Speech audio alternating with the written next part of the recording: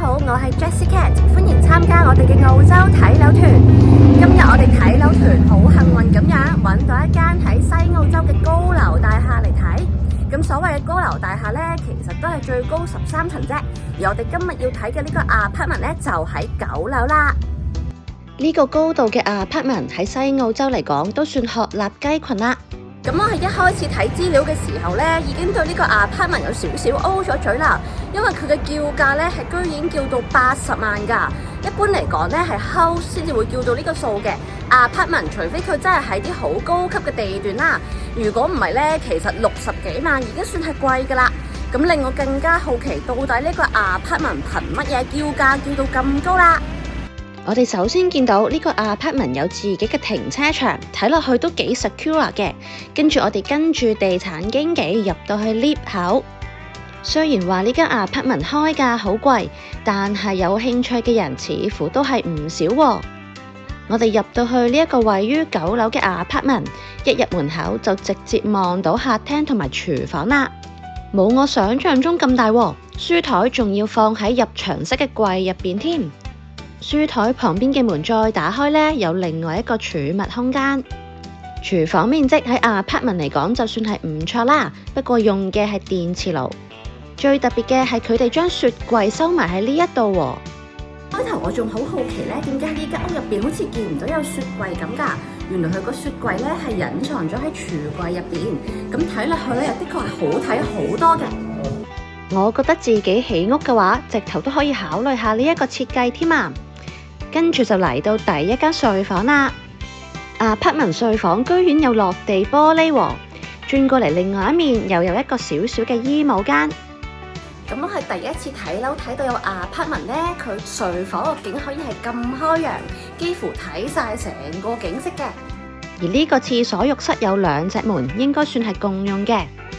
呢塊玻璃望出去可以望到好遠嘅地方，仲見到最遠處係海添。睡房個 feel 已經咁正，咁我哋就出埋去露台睇啦。企喺露台就睇得好清楚，呢一個 apartment 應該就係方圓10里最高嘅建築物啦。佢連露台嘅欄杆呢都係玻璃設計，所以真係好似置身喺空中咁。咁我諗呢個 apartment 呢都好清楚佢自己嘅優點喺邊度嘅。我哋翻入室內睇，嚟睇屋嘅人就越嚟越多。喺客廳嘅另外一面就可以通到入去主人房啦。主人房大過頭先間房少少，一樣都係落地玻璃嚟嘅。成間房俾人嘅觀感都唔錯，而主人房嘅衣帽間仲非常之大添。呢個浴室雖然冇浴缸，但係就善用空間，放多咗一個儲物櫃喺呢一度放雜物。咁我覺得其實係仲實用嘅。再翻出去主人房一睇，我就諗到一啲嘢啦。睡房咁大隻玻璃窗呢，睇出去個風景固然係好靚啦，但我又諗到另外一個問題啦，就係唔知佢呢隻窗呢係向邊個方位㗎？如果係向西方嘅話呢，其實西斜上嚟呢，成間房應該真係會好熱下啦。即使係而家中午時分，塊玻璃摸落去，其實都已經熱熱地啦。呢個 apartment 2房2廁2車位，面積係1330尺。咁我覺得設計呢個 apartment 嘅人呢，其實係好聰明㗎，因為佢好明顯知道呢個 apartment 嘅優點喺邊度。屋入邊呢，整咗好多大嘅落地玻璃窗，等人哋可以欣賞到出面嘅景色啦。亦都好清楚咁睇到呢，佢嘅高度呢，幾乎係令佢一望無際嘅，幾乎可以直接望到去 city 咁滯啦，亦都可以望到去海邊。咁而且咧，佢嘅設計咧，點解知道 apartment 佢儲物空間唔係咁夠啊？所以佢有好多入牆式嘅櫃啦，連雪櫃都夾硬塞咗入去櫥櫃入邊，咁令成個 apartment 咧有儲物空間得嚟咧，睇落去亦都係整齊啲㗎。咁我覺得呢一點嘅設計咧係幾抵讚嘅。